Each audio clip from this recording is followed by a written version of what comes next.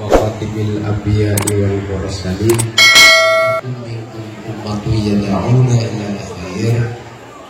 wa ya'muruna bil ma'ruf wa yanhauna 'anil munkar wa ulaika humul muflihun. Wa qala Nabi sallallahu alaihi wasallam wa yuridillahu bihi khairan wa yuridillahu wa qala